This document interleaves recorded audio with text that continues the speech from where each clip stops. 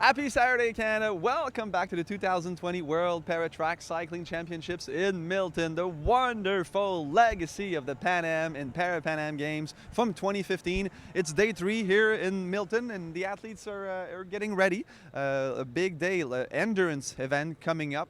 So far, so good for Team Canada. 2 medals in the first 2 days. A gold medal came from Kate O'Brien in her first para event. She did that in a world record performance, so looking good for Tokyo next summer. Kate is complete. Her event is complete. She broke a world record as well in the 200 meter yesterday time trial. However, that event is a combined, it's called the Omni.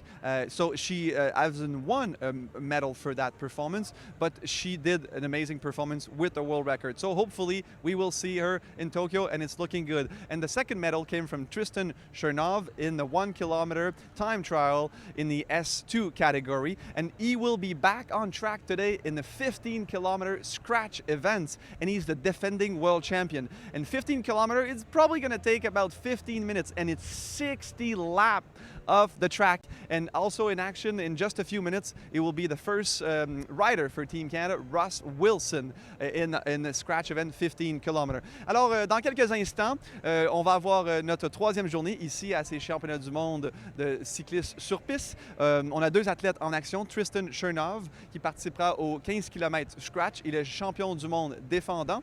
Et le premier athlète canadien sera Russ Wilson, également au 15 km. Ça va prendre environ 15 minutes pour faire l'épreuve, et c'est 60 tours de piste. Et jusqu'à présent, mais ça va super bien pour l'équipe canadienne. On a 2 médailles au tableau des médailles. On a l'or pour Kate O'Brien un peu plus tôt jeudi, et hier, Tristan Chernov a remporté la médaille d'argent avec un meilleur temps personnel. So stay tuned, more action here at the track, and we're going to have a great day and hopefully more medals for Team Canada. See you soon.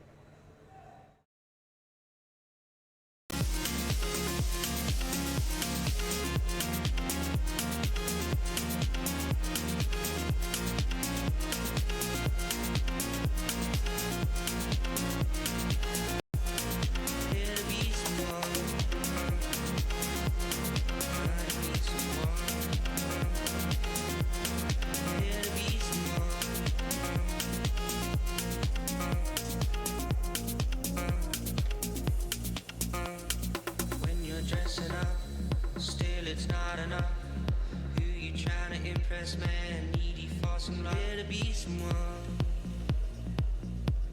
Try to be someone. You're caught up in the past. Show you living fast. You're talking, but ain't walking. I can't help but try to be someone.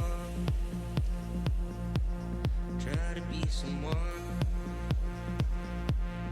Try to be someone. Try to be someone. Try to be someone.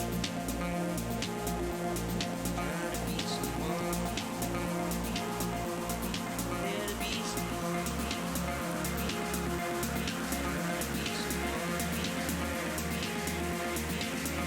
someone. Try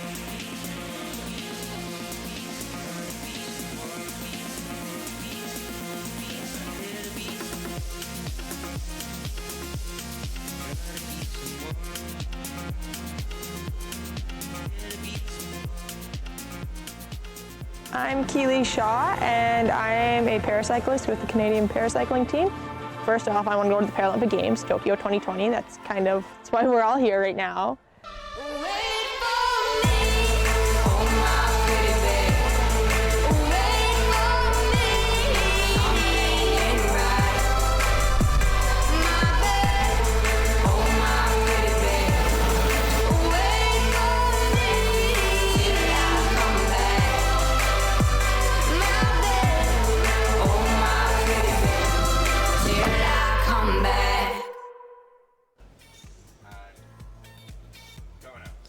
Welcome to day 3 of the 2020 Para Cycling Track World Championships. We're bringing you live streaming coverage from the Mattamy National Cycling Centre in Milton, Ontario, just outside of the great city of Toronto. My name is Steve Fleck. I am alongside Audrey Lemieux. Audrey and I will be bringing you English and French commentary of the action as it unfolds on the track. We'll also be having some great trackside interviews from the great Paralympian, the most decorated Paralympian of all time in Canada, Benoit Huot, trackside. And the first race coming up, we are just moments away from getting this race underway. It will be the C1 scratch race, the concluding event for the men in the Omnium.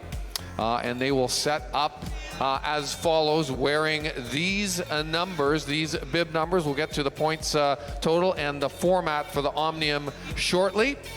But we will get the field out on the track. They're just setting up. You can see them down bottom left of your screen there.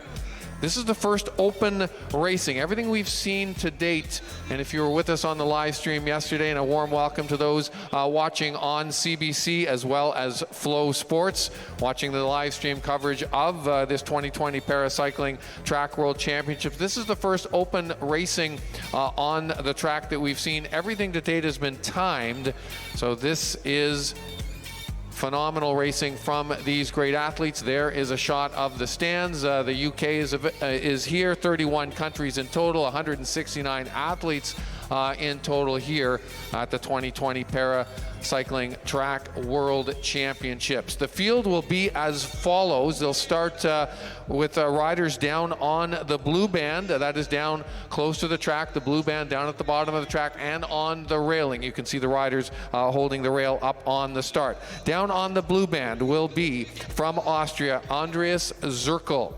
From Canada, Ross Wilson. From Great Britain, Sam Ruddock. From Germany, Eric Winkler. From Malaysia, Mohammed Shahrudan. From the United States, Aaron Keith. And the riders starting on the railing, holding on to that railing before we get going. One of the favorites in this particular event and leading the Omnium. Audrey and I will get to the explanation of that momentarily. Ricardo Ten Argil.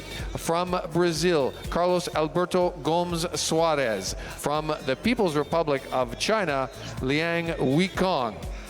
From Germany, Pierre Senska. From Italy, Giancarlo Massini. And from the Russian Federation, Ivan Ermakov.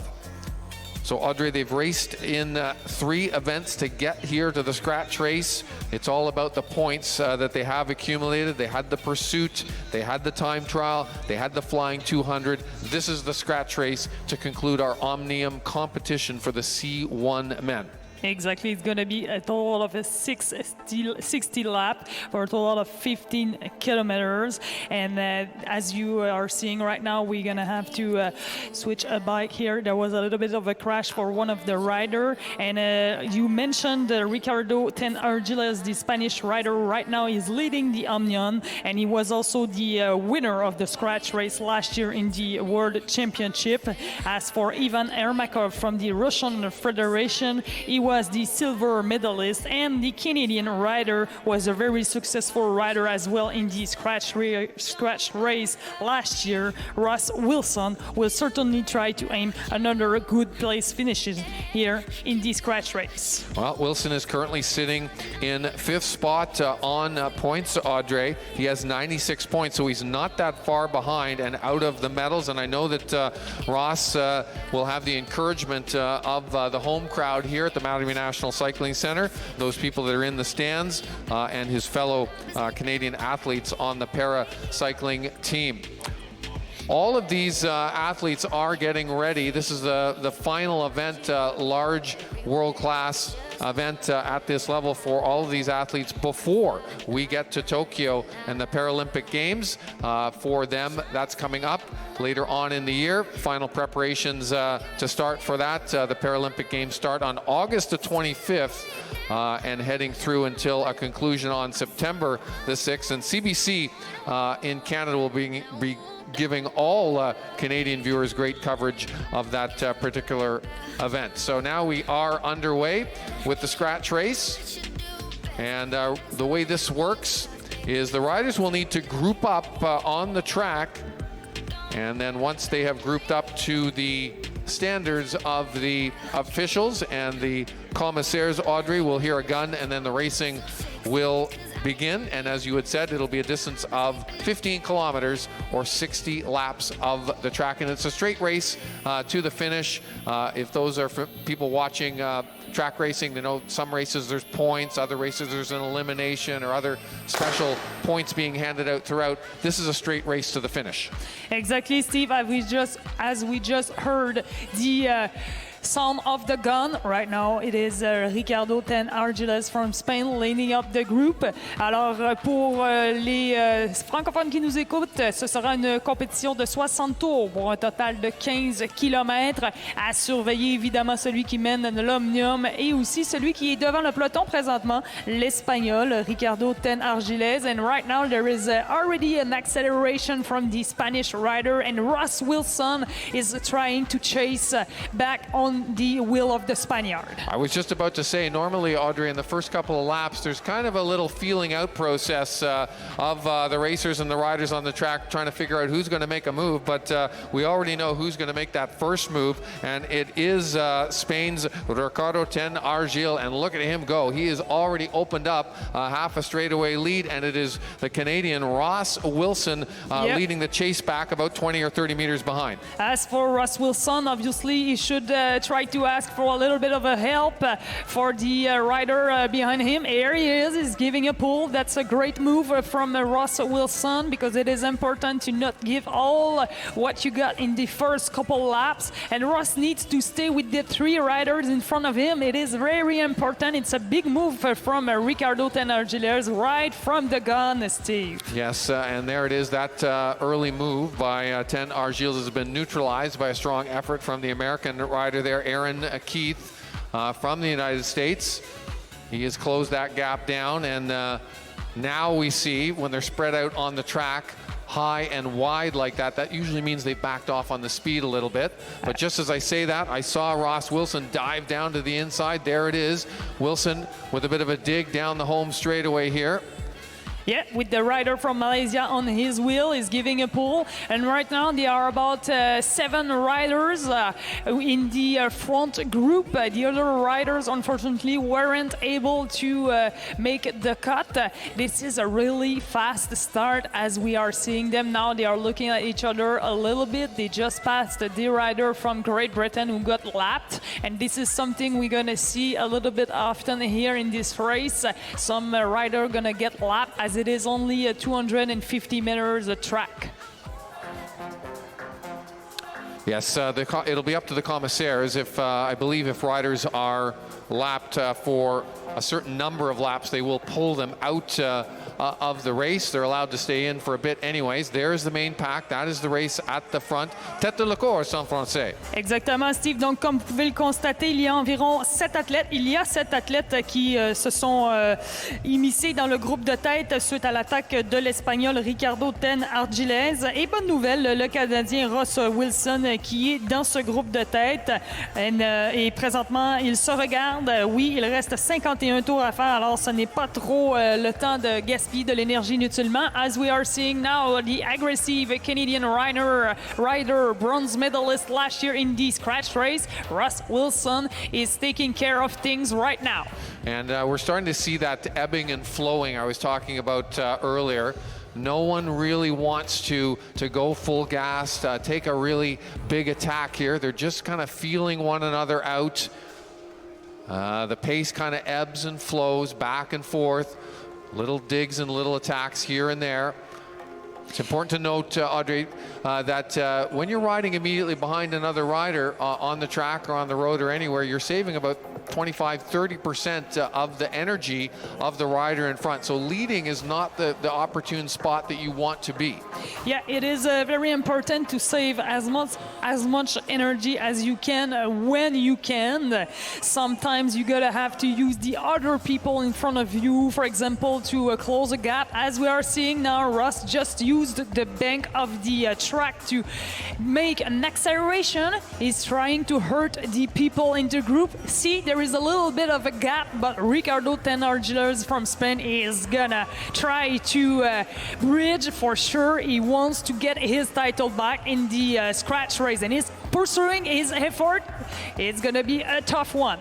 Ten-Argilez, he measured that attack from Ross Wilson, came back, and now it's a counterattack Yes. from Ten-Argilez, and that's a good move from him. He's drawn out the American rider there, Aaron Keith. Exactly, and there are a little bit of a gap. There are 4 riders in front. Pierre Senska, you have also Ricardo Ten-Argilez, you have the rider from Malaysia. Ross Wilson is still there, Herman Hermakov, as well as the Russian rider. Right now, a little bit of an acceleration of the People's Republic of China rider Liang Weikong. Liang Weikong currently sitting in second place on points in the Omnium. So if we're looking at this in terms of a stage race that viewers might be more familiar with, it's really it's not for the rider in front, Ten-Argilez from Spain, for him to attack. Although if he wants to, he can. But really, his modus operandi, or MO here, or goal is really just to sit on wheels. He just needs to cover the attacks and not let riders get too far ahead of him. Yes, exactly. But the attack he did just at the beginning of the race, it was obviously to just put a select group in front of the race so they can just work with only 7 riders instead of 10 riders, instead of the 15 riders that took a part of the race. So it is easier. You just have to be more cautious when you are a smaller group like that, a select group. And right now, as we saw, there is a little bit of a temporization, and those are the riders to watch for the race. Ricardo Ten-Argilez, Liang Weikong, Pierre Senska, Ross Wilson, Aaron Keith, and Ivan Hermakov. 7 of them, Steve. I agree with you that that early move by the Spanish rider Ten-Argilez was really to break up the field and get this down to the select group. And we have all the favorites up here at the front that you just mentioned. These are the riders that will be battling it out for the win here in the scratch race, and as well in the Omnium as well. And no one really taking charge of this. We still have a ways to go, 40 laps to go so far, so not a short way to go, but not a long way to go either. Exactement. Alors, avec 39 tours à faire, vous les avez, vos 7 hommes de tête. Donc, on a Ross Wilson, Liang Weikong, Ricardo Ten-Argilez, Pierre Senska, Mohamed Shaharoudin.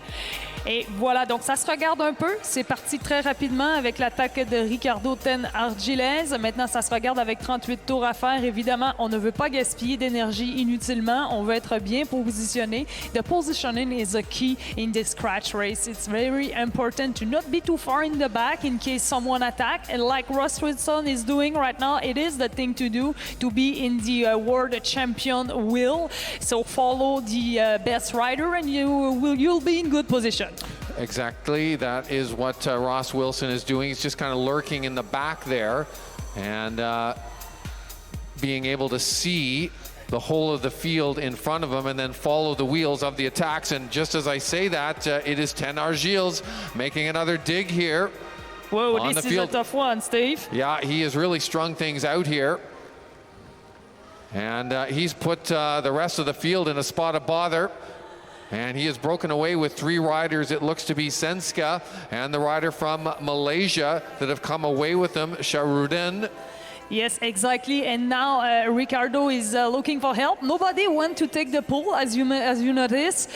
Ricardo is pushing so hard, is attacking, and right now, great move from the American as he counter in a great time where everybody is breathing hard. He just went into an attack and he did his counter. Right now, still the group together and looking great. Everybody's gonna look at each other. Yeah, that's often the time when the counterattack comes, when things have settled down from one furious burst of speed. Everyone kind of gets back together. That's when you can catch the field by surprise and actually put some distance to them. And that's what you do want to do when you attack, is you want to put that enough distance between yourself and the riders behind that you've got free room ahead and they're not sitting on your wheel. Yes, exactly. And that's what we saw with the attack of Ricardo Ten Argiles. Nobody wanted to take a pull. The Malaysian rider Mohamed Shara Rodin didn't want to take a pull, as well as Pierre Senka. And now they are all back together, the 7 riders. Well, there's the time down in the lower right of the screen, but time is somewhat or almost completely irrelevant here, Audrey. They've been racing for time. The pursuit, the time trial, the flying 200 have been all about time, but the only thing that matters here is getting your wheel across the finish line first. It's the only thing that really matters at this point of the race. Exactement, comme mon collègue Steve vient de le mentionner, la stratégie de la course ici pour le scratch, c'est de terminer donc dans les 3 premiers. Ça n'a aucun lien avec le temps. C'est comme une course critérium qu'on fait l'été pour les épreuves de route. So it's like a little bit like a criterium that the rider are used to do on the road. In North America, we have a lot of those, but in Europe, it's less popular, as we are seeing Ross now taking charge of things. Well, this is what you don't want to do a lot of, is just get to the front and just sort of sit there and just drag everyone along. Ross knows that. Yep. He is just comes to the front, then pulls off, lets someone else come through. Now it's the American Aaron Keith. This slower pace at the front of the race will potentially allow some of the stragglers who were broken early on to possibly sort of get back into it. The Italian rider Giancarlo Massini is making his way up to the front, and Eric Winkler as well. They are now just in sight. They are coming up to the back of the group. They had been almost a half a lap down under the furious attacks of mostly Ten Argile.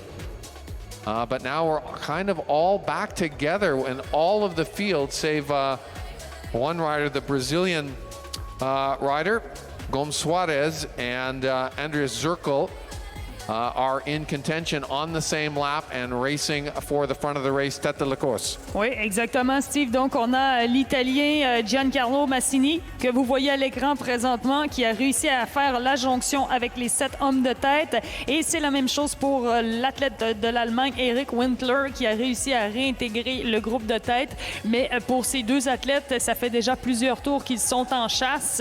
So, for those athletes, they just came back in the field, but they had to chase hard to get back into that field. So right now they need to stay in the wheels and just breathe a little bit and just follow the moves. That's right. If you've worked hard to get back up to the front of the race,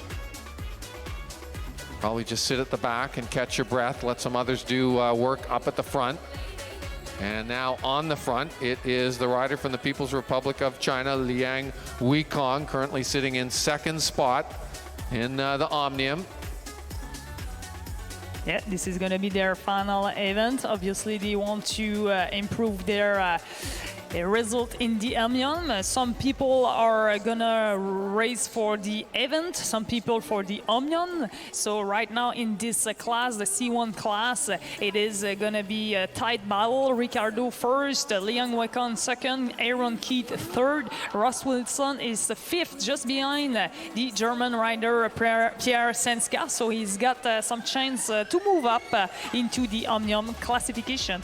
Yeah, Wilson has a good shot. I would say probably at least a bronze medal. That's closer to him on points. The silver and the gold might potentially be out of reach for him. But yes, you never know. They're going to have to race it right to the finish to sort of figure it out. And there is a full-on attack from the rider from the People's Republic of China, Liang Weikong. Down the banking he goes. When they come down the banking like that, they're utilizing that 42-degree banking on the turns to accelerate out of the turn. But everyone's sitting on his wheel, no one wanting to come around. And this is what you don't want to do, is spend a lot of time on the front like this. And there goes Ross Wilson. It's Wilson with attack, utilizing the lapped rider for a bit of a draft. So a smart and cagey strategy on the part of Ross Wilson to utilize that lapped rider before they pulled him off the track to make a bit of a dig. Yes, and behind Ross right now, everybody's looking at each other. He just took a little look behind him, but he has to continue his effort. What a great move. He was seeing this opportunity. He took his opportunity, and here he is on the counter. Right now on the back, they are trying to accelerate. Who's going to take in charge the chase?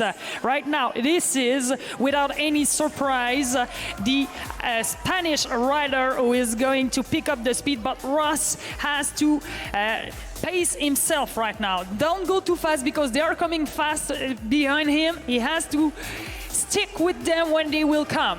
That's right. So he had a bit of a lead, and had Wilson lapped the field, it would have been a huge advantage for him in that he would just be able to sit in the field, Audrey, and finish in the field and get the win here and maximum points in the scratch race. But Ten Argils knows that that's what Ross Wilson was probably trying to do, and then attacked and closed it all down. So we're kind of all back together now with the favorites at the front of the race. Exactement. Donc on a vu Ross Wilson qui est parti à l'attaque pendant pratiquement un tour et demi. Il a bien géré son effort pendant que les athlètes derrière se regardaient un peu. Ils l'ont laissé partir. Il s'est dit, bon, je vais rester aux avant-postes, mais je vais pas tout donner. Comme ça, quand eux sont arrivés à une vitesse extrêmement rapide, eh bien, il a pu recoller dans la roue. So we are back with the seven rider from the beginning, as we are seeing the Russian rider Ivan Ermakov just doing the junction. And here, the all together right now, there are 9 riders. There are 9 same riders that were there initially. Yeah, we're all back together, as we say. And it's worth noting that there's a standalone sort of gold, silver, and bronze medal will be awarded for first, second, and third in the scratch race. And then as well, points awarded for the overall in the Omnium. In the scratch race last year at the World Championships in Apeldoorn, the 2019 Paracycling Track World Championships, Ricardo Ten Argils was the winner, the gold medalist. Ivan Ermakov, who we're seeing racing here today with us in this particular race, in the scratch race right here at the Mattamy National Cycling Centre, he was the silver medalist, and Darcy Thompson from Australia was the bronze medalist. Thompson not here with us this year in Milton. So kind of just I was about to say gentle, but just as I say that, of course, the gas pedal is pushed down by the American, Aaron Keith.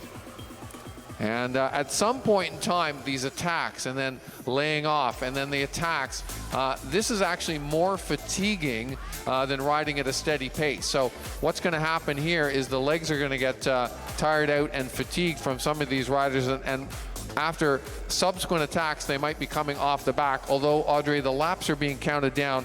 We're down to 12 laps to go. So time is kind of running out here. If you want to make the sort of runaway and hide strategy, I think we might be racing this right to the finish line.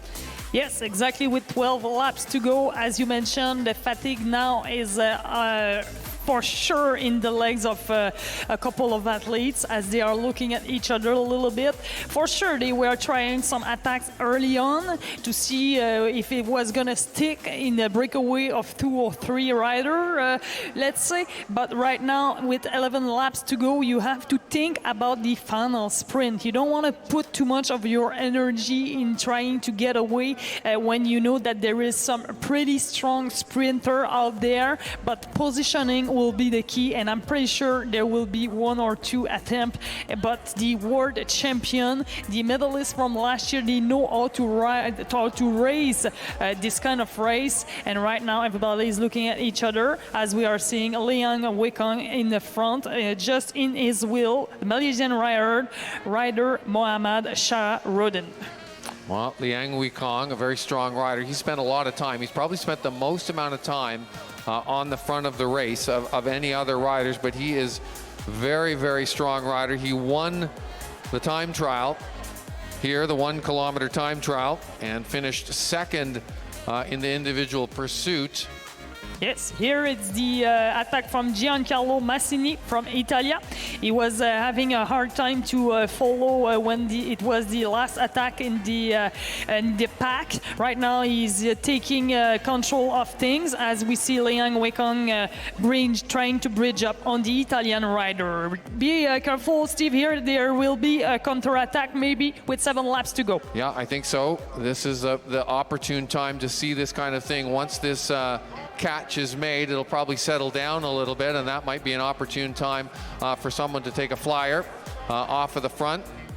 Full credit to Massini, though, for staying out front as long, and it is Liang Weikong who is dragging the field along. Again, this is what you don't want to do, but someone has to take the bull by the horns. Someone has to take the initiative to chase the break down, or they potentially will let Massini get away, and he has indeed opened up a bit of a lead, and the laps are starting to come down here, and it's a big attack coming from the back there. We briefly saw it from the Russian Federation rider Ermakov. As mentioned, he was the silver medalist in that. Oh goodness, and we've got riders down. Yeah, Canadian rider is down, Ross Wilton is down. Unfortunate crash right now, and as we see, Liang Weikong is accelerating in the field. The race is still going with 3 riders trying to get away. That's unfortunate here, Steve. What a bad crash. Yeah, and some of the favorites taken out of the race, but racing going on the track. They will get a couple of free laps if they can get back into it, but it's very late in the race, so coming free laps at this point I don't think are going to help very much unless they neutralize the race, and I don't think they're doing that, so they will race to the finish now with 3 laps to go. Exactement, donc vous l'avez vu, il y a eu malheureusement une vilaine chute. Ross Wilson, le Canadien, qui a été impliqué dans cette chute avec 2 autres athlètes. Right now, the leader group, they are down to 5 riders. Here is Iron Keith, unfortunately, staying back up after the crash. But here, the race is continuing. Still with 2 laps to go. This is an attempt with the Russian rider Ivan Ermakov to try to break away, but Liang Weikong is chasing. Final lap, Steve. This is going to be a great sprint finish between those riders. Yeah, Ermakov, Liang Weikong, and 10 Argils. They're going to battle it out wheel to wheel. Here they come into the home straightaway. This is going to be the finish line when they get across. Ermakov in the lead, a big burst from the Spanish rider, and I think he got it right at the line. They might have to go to a photo finish on that. I think Ermakov thinks he's got it, but that was too close to call with that late burst from 10 Argils. I think it was Liang Weikong who did end up in 3rd spot. What a sprint here from the world champion of the scratch race, the Spaniard Ricardo 10 Argiles, for 2nd consecutive year is going to have the title in the scratch race. Ermakov, the Russian rider, with the silver medal, also for a 2nd consecutive year. They are both celebrating, Steve. They are happy. Yeah, great racing. It all came down to that final 50 meters. Very exciting.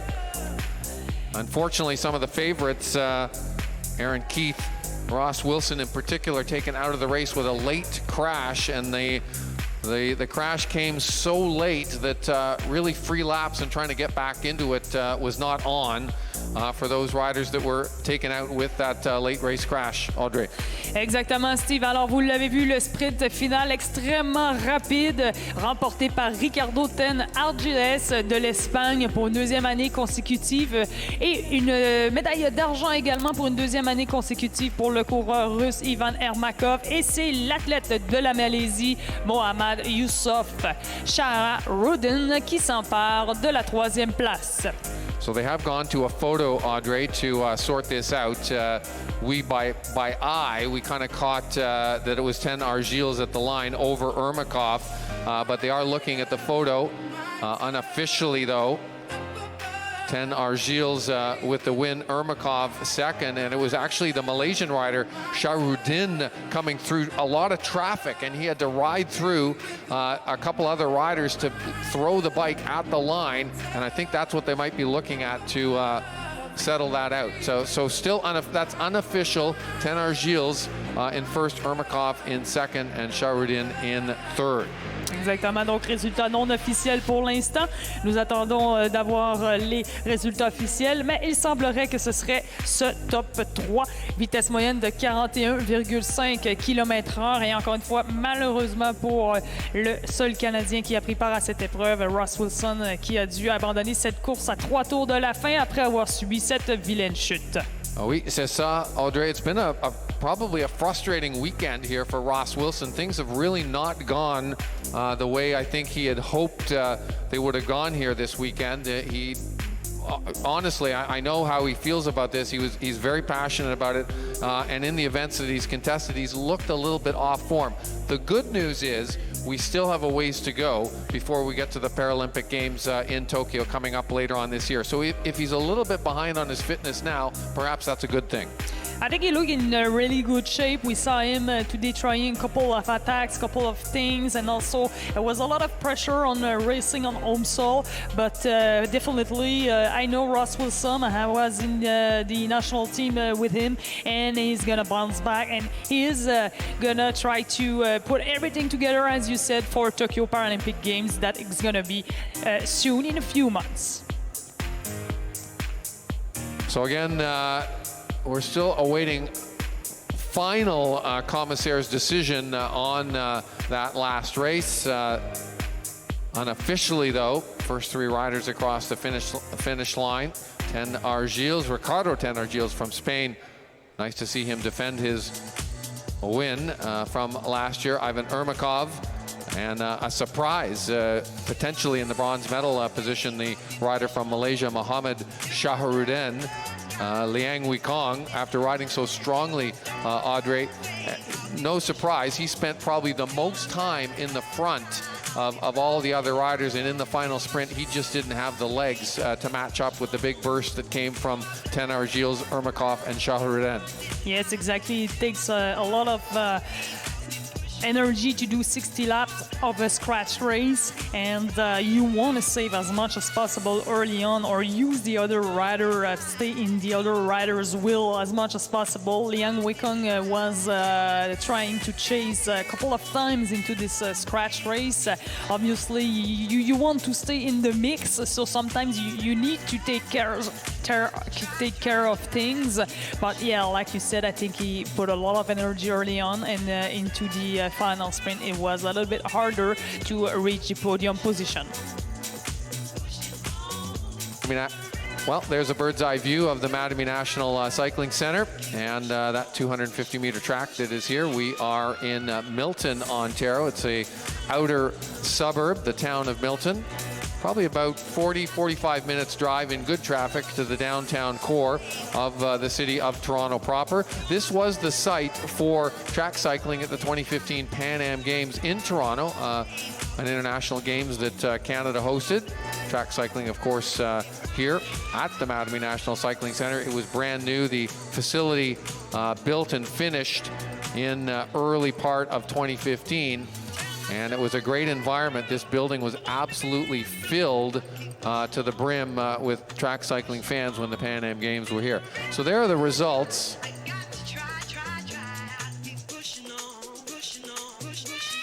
So final results, there you saw them.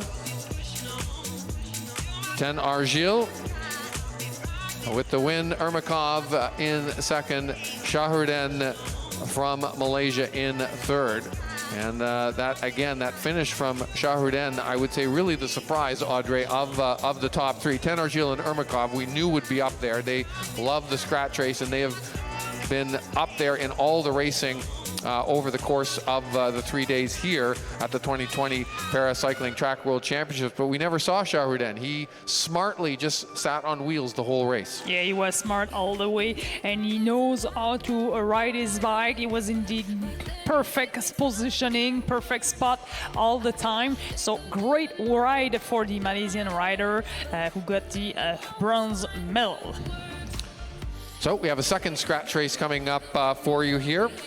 Live streaming coverage being brought to you on CBC and Flow Sports. So we will have the C2 scratch race for the men. They'll race over the same distance, 15 kilometers, 60 laps. This will also be the concluding event for the men in the C2 Omnium, the fourth of 3 events for them. But this will be a standalone medal event. And we have Benoit Huot down with our winner of the Omnium race and the scratch race that just concluded, Ricardo Ten Argils. Over to you, Benoit. Congratulations, Ricardo. Muchos buene. What a fantastic race. Can you tell us a little bit, whether it's in English, Spanish, or French, how did it go? I am very, very happy. You, my friend, swimmers. Yeah, we used to swim together for many years. It's incredible, incredible. The 3 World Championships. Estoy en una nube. Muy contento. Did you see what happened, the crash with Ross in the American? Did you see what happened during the race? Lo he oído por detrás, abajo. Me ha asustado, me ha dado miedo. He visto que habían caído, creo que 3 corredores, 3 ciclistas. Espero que no les haya pasado nada, que solo haya sido el susto. Y bueno, nos vemos en las siguientes carreras. And quickly, in your career, where would you put this performance in terms of results? Is it one of the greatest moments of your career? Pues estamos pensando en ese gran objetivo dentro de 6 meses, que son los Juegos Paralímpicos de Tokio. Aquí hemos venido muy bien, nuestros rivales también, darle la enhorabuena por todos los resultados que están obteniendo y a seguir compitiendo. Well, congratulations, Ricardo. Get some rest and good luck in Tokyo. Back to you, Stephen Audrey. Thank you, Benoit. Merci for that. My Spanish is not that good, Audrey, but I know for one thing he's very happy with the win. Exactly, Steve. What a great ride. The world champion from last year in this scratch race. He redid it again with the gold medal. And now let's switch our attention into the C2 class for this scratch race. It's going to be exciting, Steve. Another great race to come. Let's meet the field. They will line up as follows on the rail. You can see them at the bottom of the camera right there, holding onto the rail on the outside of the track. From Canada, Tristan Chernov. From Australia, Darren Hicks. From Brazil, it will be Victor Luis de Oliveira. From the Czech Republic, Ivo Koblasa. From France, it will be Alexander Liut. From Greece, it will be Nicholas Papadangelis. From Japan, it's Shota Kawamoto. And from the Russian Federation, Arslan Glimidov. On the blue band, down on the lower part of the track, close to the inside of the track if you're looking on the stream. From Australia, it will be Gordon Allen. From Belgium, Edouard Vourmont. From the People's Republic of China, Liang Guohui. From Spain, it will be Maurice Fard Eckhart Tio. From Great Britain, Matthew Robertson. From Ireland, Chris Burns. And from Morocco, Mohamed Lana. Your field for the men's C2 scratch race. They will race, as I mentioned previously, 15 kilometers or 60 laps of the track. And just as we saw, Audrey, in the previous Omnium race, the commissaires will be looking for the field to bunch up and group up. They don't want anyone dropped off of the start. They will sort of roll around the track a little bit for the field to come together, and then we'll hear a starting gun or pistol fire, and that will mean the start of racing. Exactement, Steve. Alors, pour ceux qui ne sont pas familiers avec ce type d'épreuve, ce sera 60 tours de piste pour un total de 15 km. Vous venez tout juste d'entendre le coup de pistolet, ce qui signifie que c'est le départ de la course. Ils attendaient justement que les athlètes prennent un peu de vitesse sur la piste, que tous les athlètes soient regroupés, et voilà le départ officiel. And Steve, we have to we have a Canadian taking part of this scratch race, Tristan Chernoff from Canada, as he was the winner of the scratch race last year at the World Championship. He's now sitting in second place in the Omnium. Just behind, 10 points behind the Frenchman Alexandre Léoté, who had an amazing World Championship so far with 2 gold medals and a silver medal. That's right. Tristan Chernoff, the defending world champion. So he will definitely have a target on his back. This is a standalone race for itself, just as we saw the last time, and also the concluding event of 4, the pursuit, the time trial, 1K time trial, and the flying 200 meters for the C2 men in the Omnium. And we have an early move, and it's gained a significant amount of ground from the rider from Japan, Shota Kawamoto. Yeah, this is a smart move from him. As you all see right now, he's trying to catch the field. He's trying to take a lap on all the other opponent. Right now, the field just pick up the speed. Obviously, they don't want to get lapped by one rider, which means he would have won the race. So right now, there will be a little bit of acceleration into the field, as we are seeing Alan Gordon from Australia right now taking a pull to Ewout Vrooman from Belgium. They initially let Kawamoto kind of go and have a bit of a free rein of it, and he's able to gain up to a lap, but they're now starting to attack off the front from the chase group and trying to close that gap down. But Kawamoto, he is forging on. This is a very brave and bold move from the Japanese rider so early on in this scratch race. But should he gain the back of the field, he would be automatically ahead, and should the race end right there, and then he would be the winner. So a smart move from Kawamoto. Let's hope he doesn't burn out too soon with this early move. If they keep attacking off the front and close the gap down, then that would be unfortunate for him.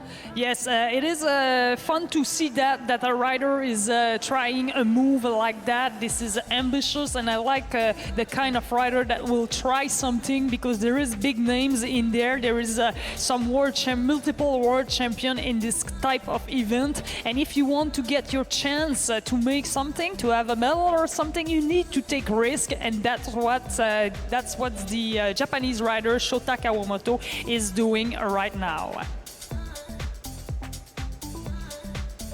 But that's for sure, with 51 laps to go, it's going to be hard to maintain the pace, as we are seeing the main field picking up the speed a little bit. Alors, on l'a bien vu, ce coureur du Japon, Shota Kawamoto, qui est parti en échappée depuis déjà 10 tours, 10 laps by himself so far, the Japanese rider.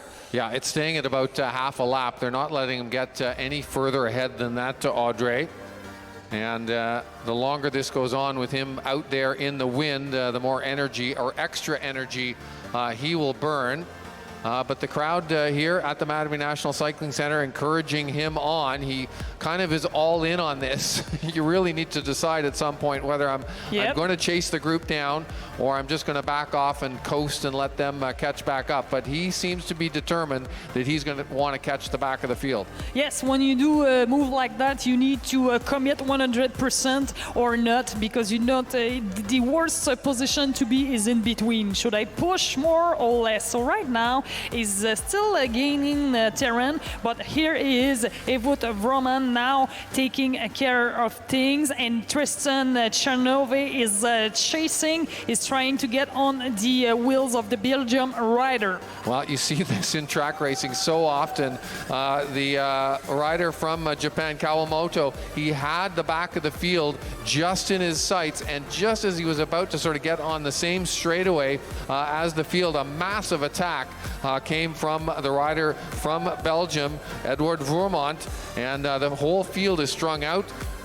There it is, Vrooman on the front, Tristan Chernov, the Canadian, sitting second there. Smart move by Chernov to follow the wheel of Vermont. Yes, Wout Vermont is very strong this year at this World Championship, as he set a world record in the individual pursuit 2 days ago, which means he's in such a great shape, and he looks very confident right now, as we are seeing the bunch all together with Alan Gordon from Australia taking the lead. And obviously he lost a little bit of terrain over the field as the field were accelerating, and when they accelerate, it is pretty fast, let me tell you, Steve. Well, there is Kawamoto. I think he's decided, there it is, a little look back, and that usually means I'm kind of done with this. I'm going to let them catch me. No point in me burning matches, or more matches, as they say. And he is just awaiting the field to come up, and it is a furious attack off of the front. And Tristan Chernov, the Canadian, follows that move. That was a rider from the Russian Federation, Arslan Glimidinov, who made a big move there. So the Japanese rider Kawamoto absorbed back into the field, and now it is Glimidinov and Chernov who are kind of eyeballing one another here, saying who's going to make the next move. Yes, everybody is looking at each other a little bit here. It is Alexandre Léoté on the right side on the track. In the front, the young French rider is very strong. He has to race smartly here. And when you do an attack on the track, you need to, the best way to do it is when you are up on the banking and you use the bank of the inclination of the track, and then you pick up the speed, and if you can, the best is to surprise all the opponent, so you can just get a gap right from the start of your attack. That's right. It's the gap that's important, not so much getting the lead. It's how much of a gap you can get on an attack, and no one wants to do that until they know that they can get a big gap. It's one of the Australian riders taking a bit of a dig right here. Yes, the Australian riders are really strong. Darren Hicks and Alan Gordon, and Gordon Allen, they can work together as a team. Basically, they are the only one to be two in the same country on this race, so we might look at some team strategy there from Australia.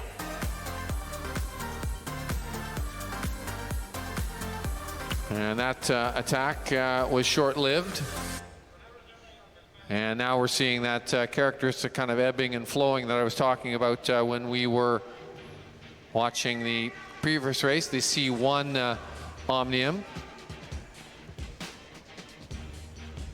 And Léoté, the French rider, it's worth noting that he is currently in first spot. I think you did mention this, Audrey, previously. He's currently sitting in first place. So just like the Spanish rider in the last race, he doesn't really need to make a big fuss about this. He just wants to make sure that he stays close to the front, and if he's going to go for the win, wait till the final burst of the line, just like the rider in the previous race did the C1.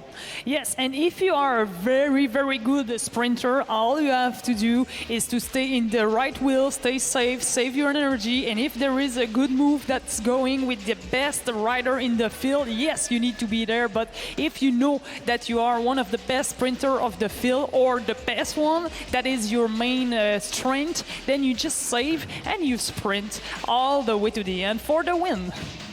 Not all the riders have this opportunity to have the strength of a sprinter. Some of the rider needs to get a way to win a race.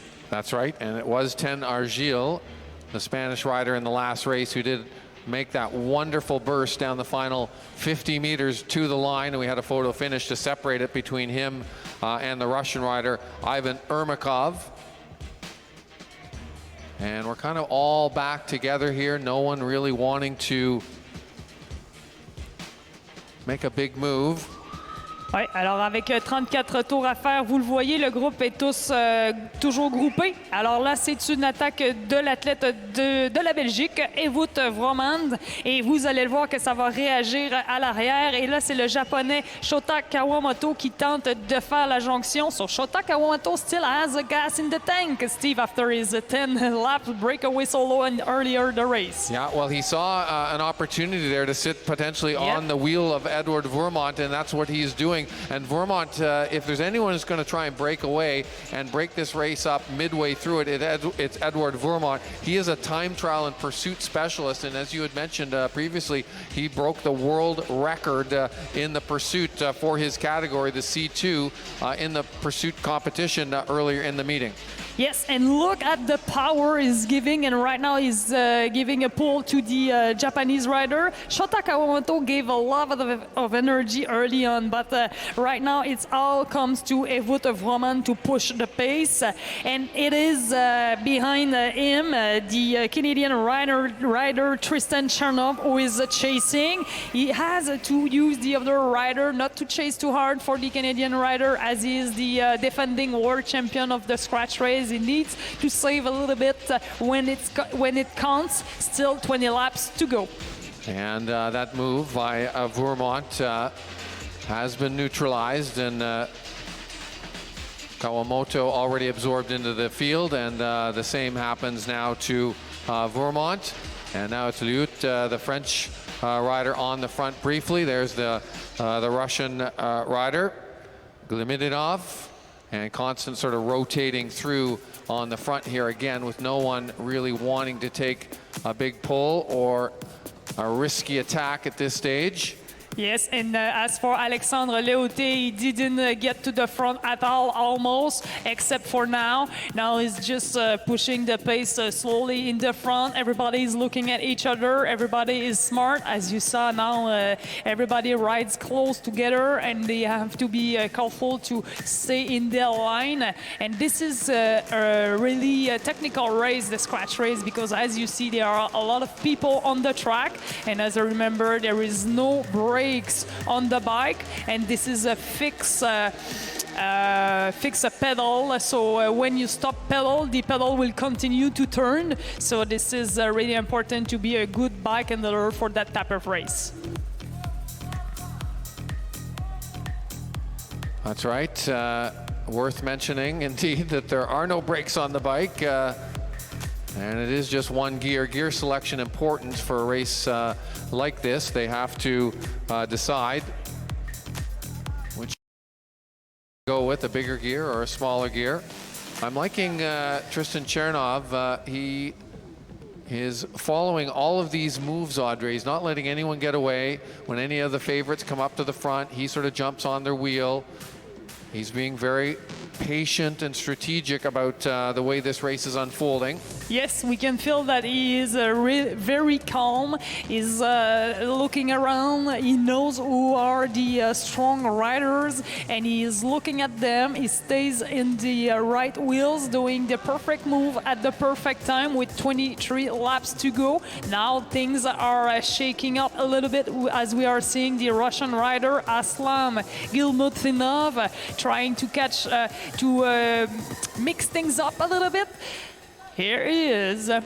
Well, it's Glimidinov trying to close down the attack of the Spanish rider, Theo Eckard.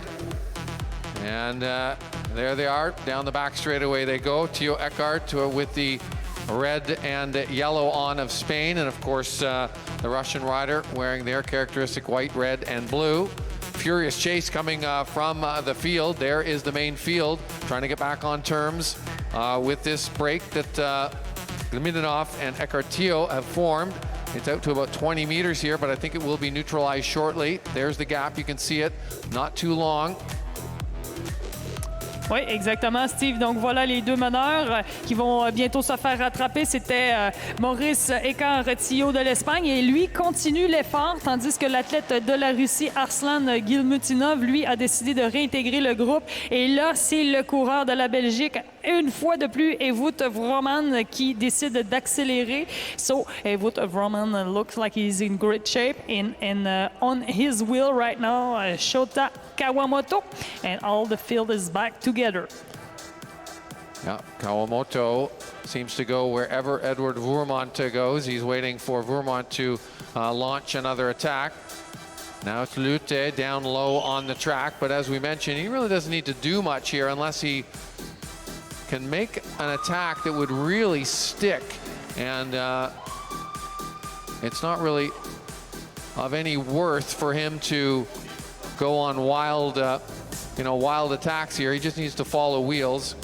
He does have a 10-point lead on the Omnium, or in the Omnium competition here. So the key thing for him is not to let anyone get too far away and finish too far ahead of him on places here in the scratch race. Yeah, exactly. As we are seeing Chris Burns from Ireland now in the lead. On the right side of the track, it is Tristan Charnov just behind the Irish rider, and behind Tristan, this is Alexandre Léoté. We are seeing the Australian rider as well. It is Darren Hicks. So all the bunch together. In this bunch, there is also Matthew Robertson from Great Britain, the Greek rider Nikolaos Papangelis, Shota Kawamoto. So lots of great riders. Look on the left side of the track. This is another attack from Maurice Faré-Cartillo, Steve.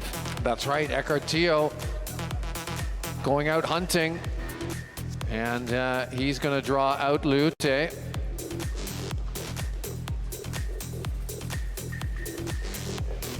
14 laps to go, so we're starting to count the laps down. We started at 60, they're down to 14.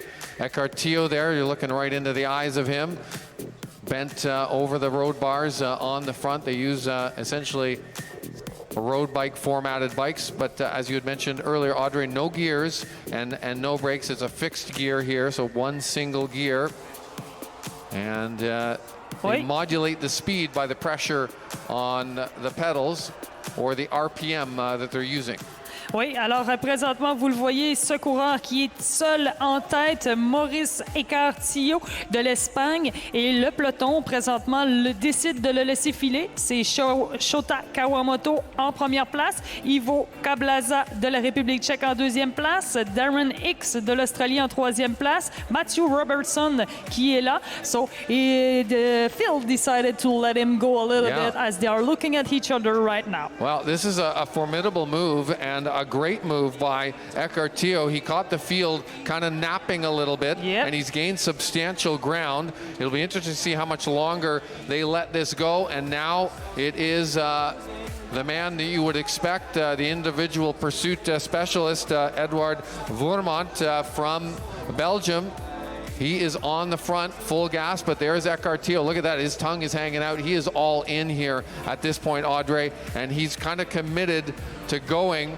He'll have to ride it here all the way to the finish line or try and get on the back of the field. But with so few laps to go, I don't know if he's going to have enough time or real estate to do that. Yes, and as we can see on the screen, there is a little bit of a difference between his pace and the pace of the field right now, led by Ewout Vrooman from Belgium. Ewout Vrooman wants to give a pull, and this is the Frenchman just behind him. Nobody really wants to chase at this point. It's going to be 8 laps to go. And here on the left side of the track, it is Matthew Robertson from Great Britain taking things in charge. And we didn't talk about the People's Republic of China rider, Liang Guihua, who is really well positioned in the Omnium. So he's in the third spot right now. So now we are starting to see him getting well positioned for the sprint finish. Well, this disagreement back in the pack has allowed Ecartillo to monopolize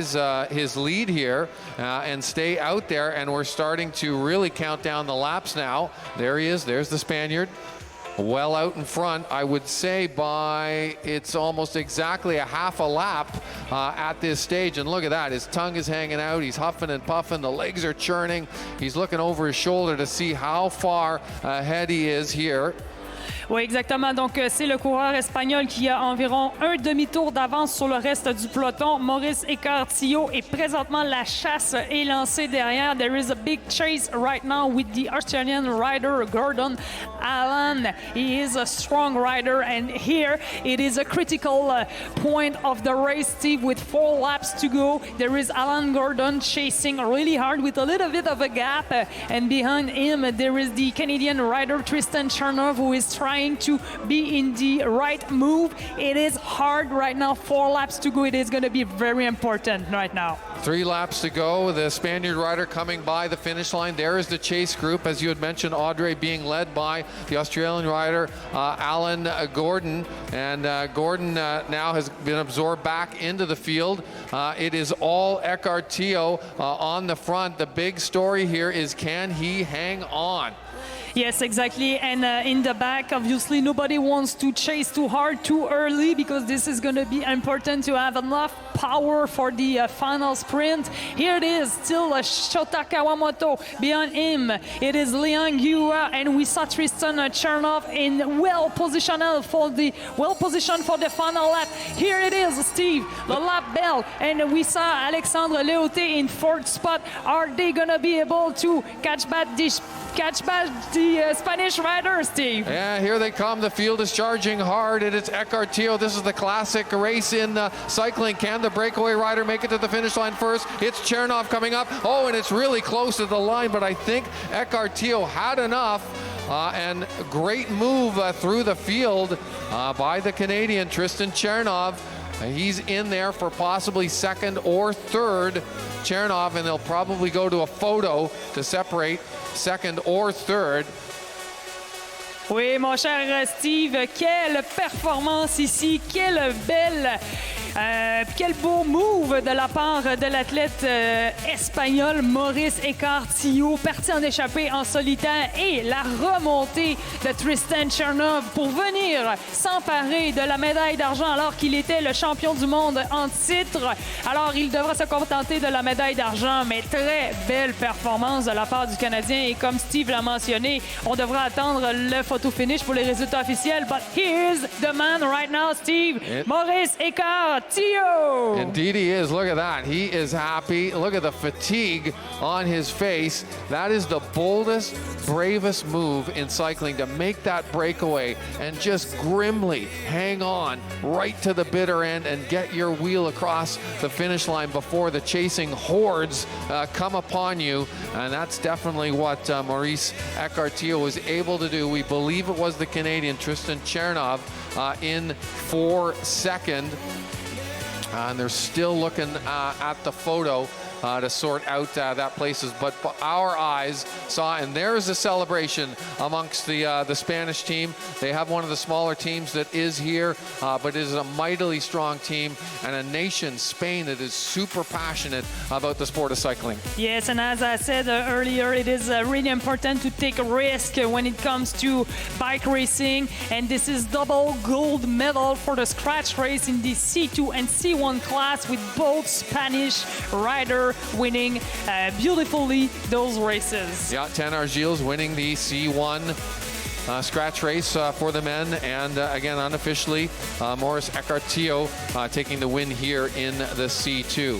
What very exciting racing we've had in both of our C1. They both kind of unfolded very differently, but it was exciting racing in both of these scratch races we've had. The concluding events in the Omnium, we'll get you the point totals in the Omnium races, as well as though those points are added up for the lower places. I think they're still looking at the photos to kind of sort out the final, or the 2nd and 3rd and 4th places in that scratch race. But by our eyes, Audrey, I think it was Tristan Chernov in there for 2nd or 3rd. Yes, and what a great race from the Canadian rider, Tristan Chernov. He looks calm. He was there when it counts. He was confident on his fitness. And right now, it depends on Alexandre Leoté from France performance. But Tristan Chernov might be moving up into the Omnium, as he was 2nd before the scratch race. So it's going to be interesting to see for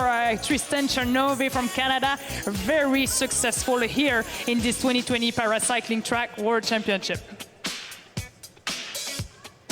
So confirmation, the final results we just saw momentarily up on the screen. There they are back for you. It is Eckhart Tio with the win, Tristan Chernoff, as we had mentioned, with the silver medal, and Darren Hicks from Australia with the bronze medal here in the scratch race. And interesting enough, you had mentioned that, Audrey, key point, Alexander Lute, who's probably tracking Tristan Chernoff wheel, not wanting him to get too far ahead. It is Lute in 4, so they'll have to compile the points to figure out the final standings in the Omnium for that. The other top 3 contender in the Omnium, Liang Guihui from the People's Republic of China. He was 3rd on points in the Omnium competition coming in. Exactement, Steve. Alors, c'est confirmé les résultats officiels.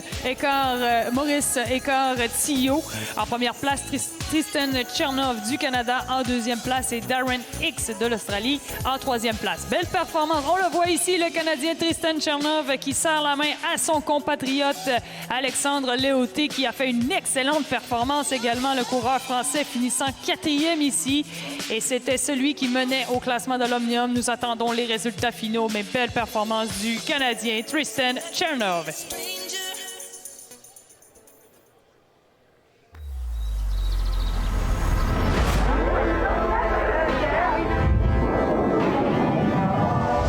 Steam Whistle Premium Pale Ale. One great beer leads to another. I wonder how the firm's doing without its fearless leader. You sure you want to leave that all behind? Success never settles. The redesigned RX series. Brave reinvention crafted by Lexus.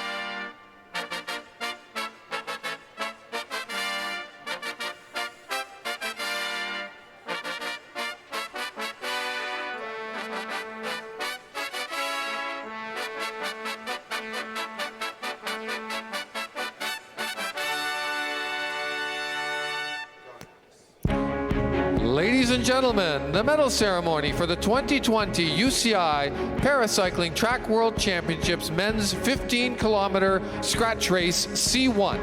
Mesdames et messieurs, la remise des médailles pour les championnats du monde paracyclisme piste UCI 2020, 15 km Scratch, homme C1. The medals and the UCI World's Champions jersey will be presented by UCI representative Louis Barbeau. Les médailles et le maillot de champion du monde UCI seront présentés par le représentant UCI, Louis Barbeau.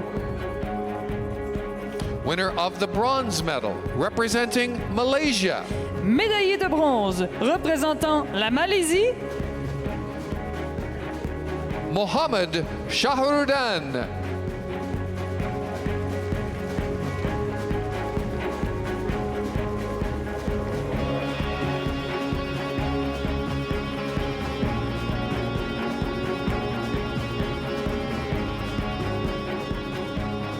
winner of the silver medal, representing the Russian Federation. Médaillé d'argent représentant la Russie, Ivan Ermakov.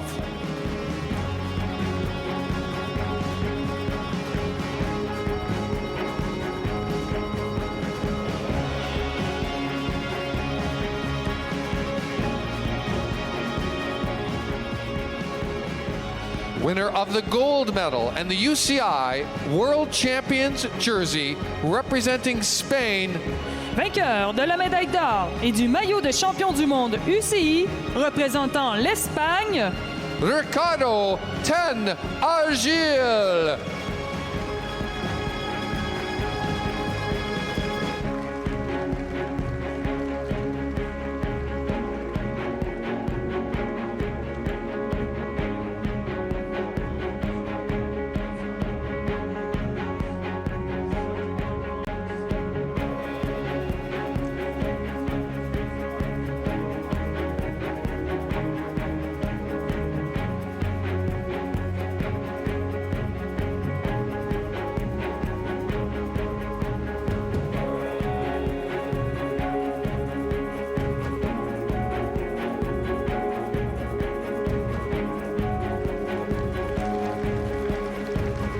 The flowers and the gifts will be presented by President Cycling Canada, Pierre Laflamme.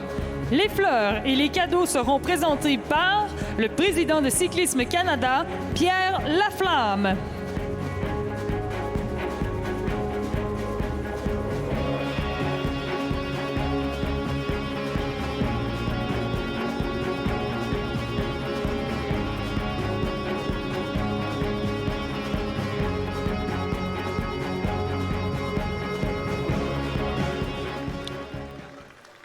Ladies and gentlemen, the national anthem of Spain. Mesdames et messieurs, l'hymne national de l'Espagne.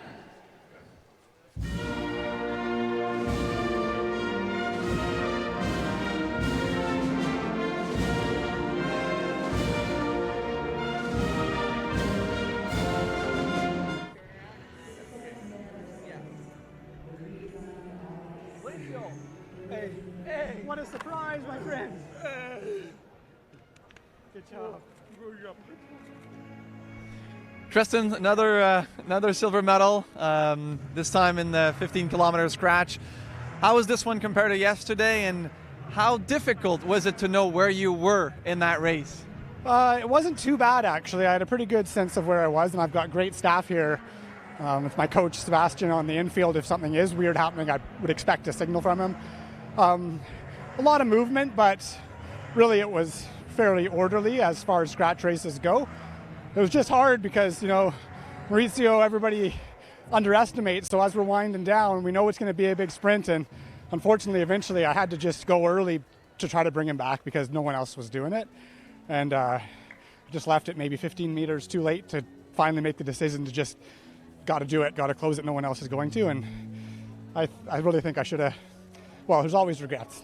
I feel like I could have defended in that race. I feel like I had more to give, but you know what? It was a great race. Stayed safe, a lot of hard racing, and it's silver today. How do we compare this one from yesterday? 2 silver. It's not a bad way to complete these worlds.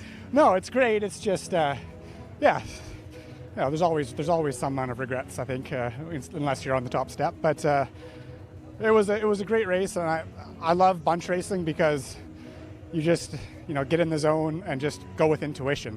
It's different than racing the clock. You're just reading the race and fully acutely aware of everything, and it brings you into a zone that I really enjoy.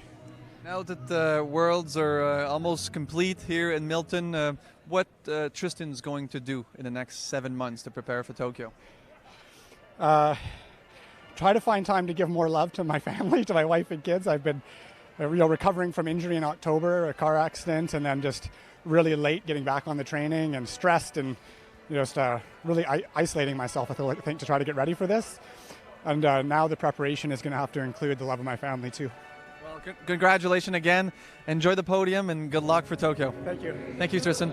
Alors, Tristan qui remporte une deuxième médaille d'argent, ça a été un peu difficile pour lui. Il a senti qu'il est parti un petit peu trop tard vers la fin de la course pour faire son dernier sprint final. Mais c'est quand même une très belle performance pour Tristan. Une deuxième médaille d'argent. Et je crois qu'il sera sur le podium dans l'épreuve combinée du Omni. Alors, possiblement une troisième médaille pour Tristan ici à ces championnats du monde.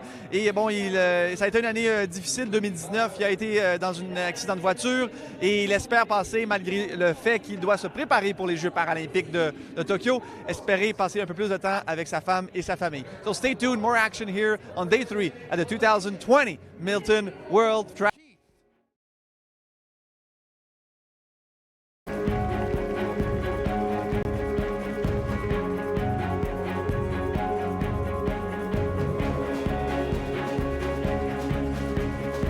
Winner of the silver medal, representing People's Republic of China.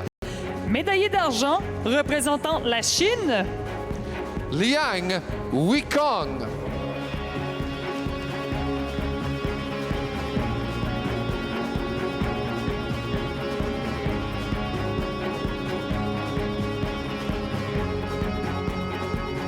Winner of the gold medal and the UCI World Champions jersey, representing Spain. vainqueur de la médaille d'or et du maillot de champion du monde UCI, représentant l'Espagne, Ricardo Ten Argil.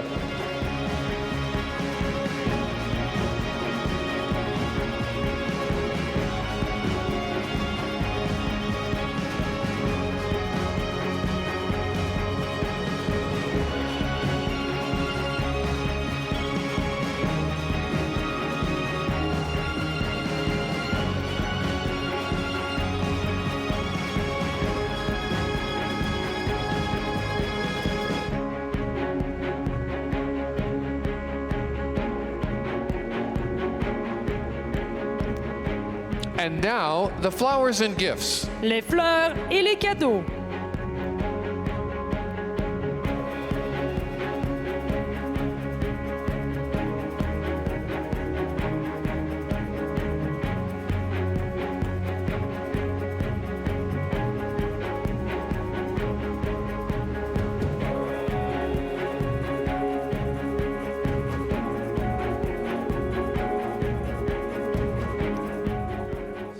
Ladies and gentlemen, the national anthem of Spain. Mesdames et messieurs, l'hymne national de l'Espagne.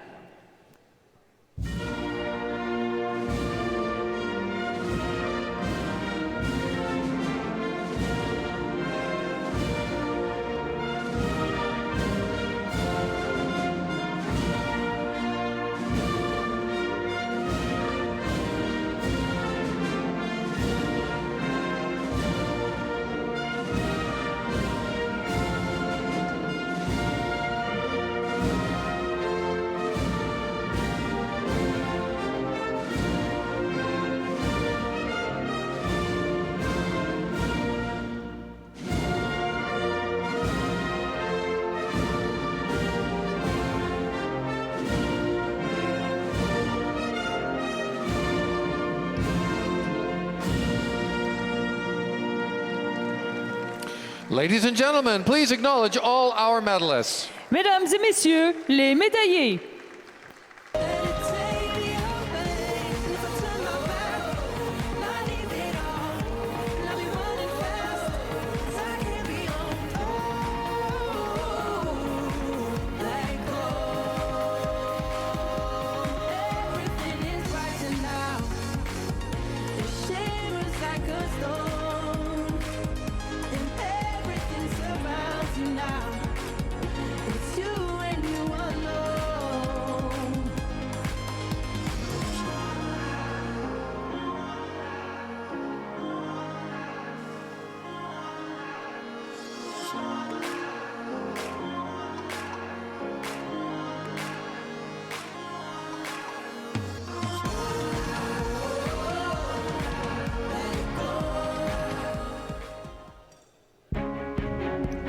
Ladies and gentlemen, the medal ceremony for the 2020 UCI Paracycling Track World Championship Men's 15-kilometer Scratch Race C2. Mesdames et messieurs, la remise des médailles pour les championnats du monde paracyclisme piste UCI 2020 Scratch Homme C2. Winner of the bronze medal representing France, Médaillé de bronze représentant la France, Alexandra Liut.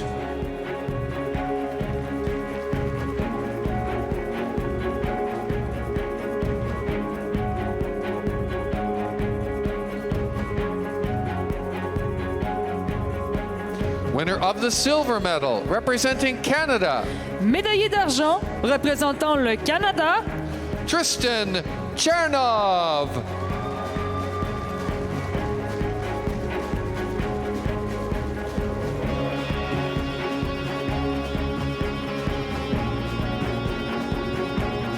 Winner of the gold medal and the UCI World Champions jersey representing Spain, vainqueur de la médaille d'or et du maillot de champion du monde UCI représentant l'Espagne, Maurice Eckhart Tio.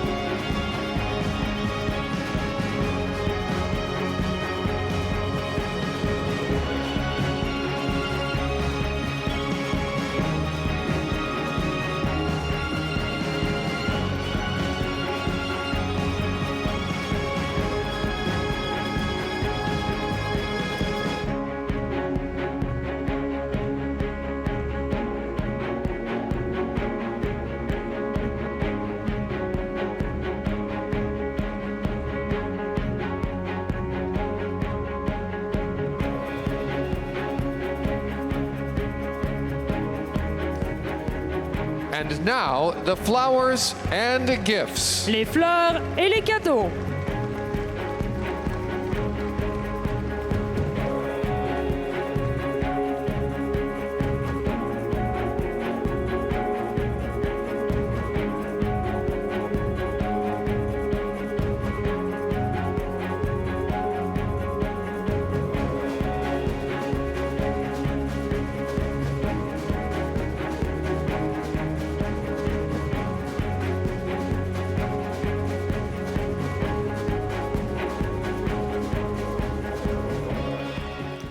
Ladies and gentlemen, the national anthem of Spain. Mesdames et messieurs, l'hymne national de l'Espagne.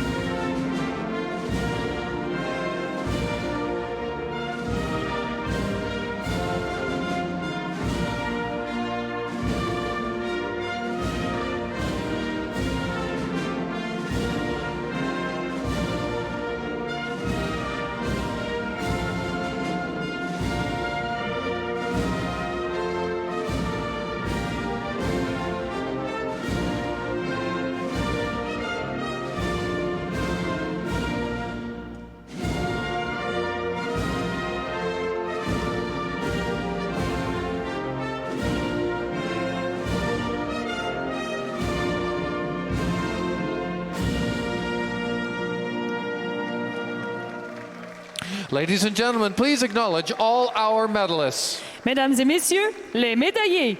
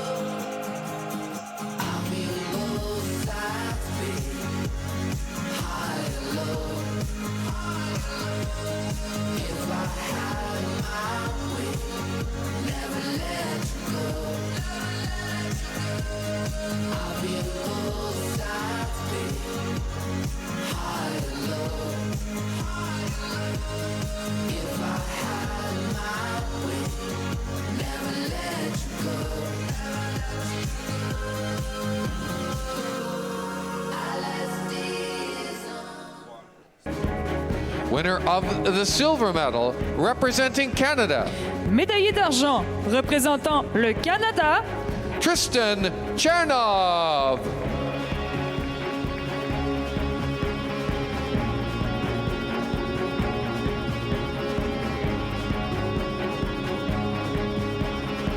Winner of the gold medal and the UCI World Champions jersey, representing France, vainqueur de la médaille d'or et du maillot de champion du monde UCI représentant la France, Alexandra Leout.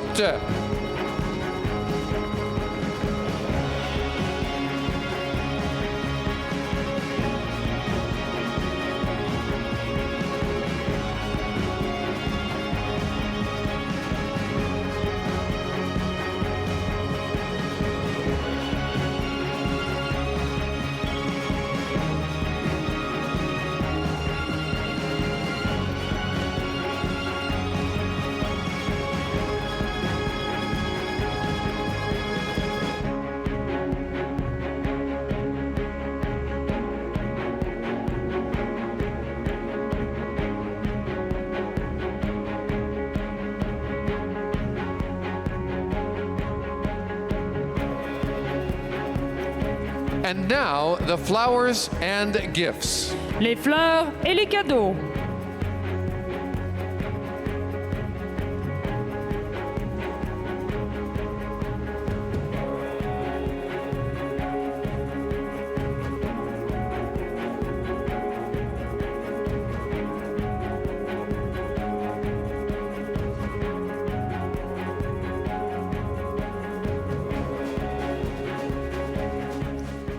Ladies and gentlemen, the national anthem of France. Mesdames et messieurs, l'hymne national de la France.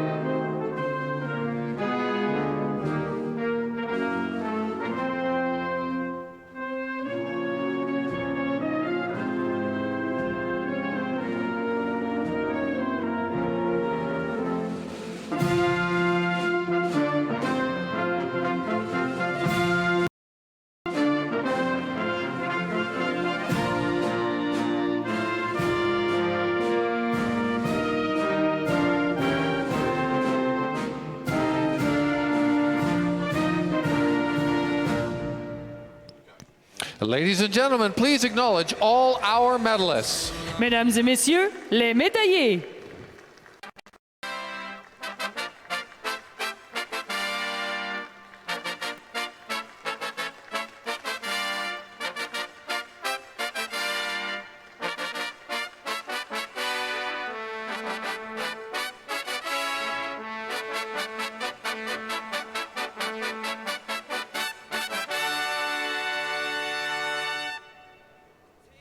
The sweet perfume of the mountain grass I rolled down.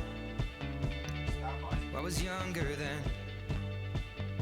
Take me back to when I found my heart, broke it here, made friends and lost them through the years. And I've not seen the boring fields in so long. I know I've grown, but I can't wait to go home.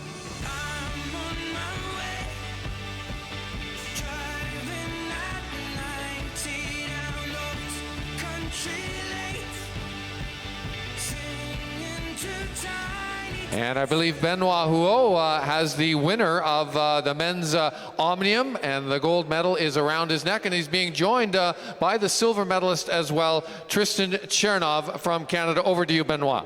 Alors, Alexandre, médaille d'or, une deuxième à ces championnats du monde. Qu'est-ce que ça représente pour toi d'avoir remporté l'épreuve Omni ici à ces championnats du monde?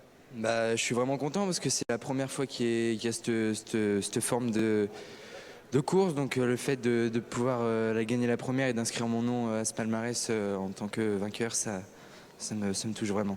Et es-tu satisfait de tes championnats du monde? Est-ce que ça construit la confiance pour Tokyo? Ah, exactement, j'ai une médaille sur chaque épreuve que j'ai faite, donc il n'y a pas de mots. Je pensais, si on m'avait dit que j'avais seulement une médaille en arrivant ici, j'aurais signé tout de suite. Ouais, ben, félicitations, on est très fiers de toi et bonne chance pour Tokyo. Tristan, what does it represent? Third silver medal, so I guess these World Championships were the silver color for you, eh? I guess so.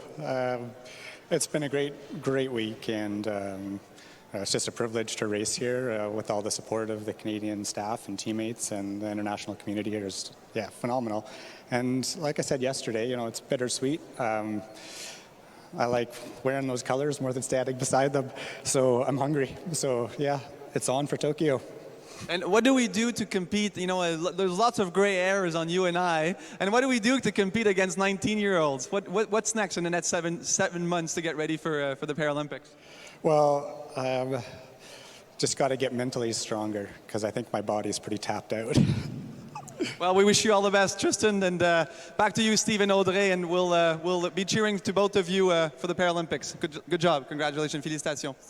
Thank you, Benoit. Merci. Audrey, traduisez en français, s'il vous plaît. Alors, Tristan, il disait que lui, il est très content de son championnat du monde. C'est un championnat du monde à saveur de médailles d'argent. Évidemment, il est à côté des maillots de champion du monde et il a dit « ça me donne envie d'en avoir un ».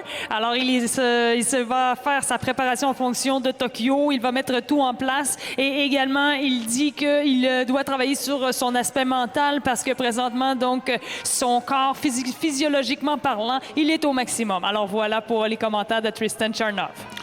Thank you. Merci, Audrey, for that. And that wraps up our coverage for this portion of the live streaming coverage. Thank you for those who have been tuning in on CBC and Flow Sports. We'll be back at 2:40 with live coverage of the rest of the session for the rest of the day. I'm Steve Fleck on behalf of Audrey Lemieux and Benoit Hio.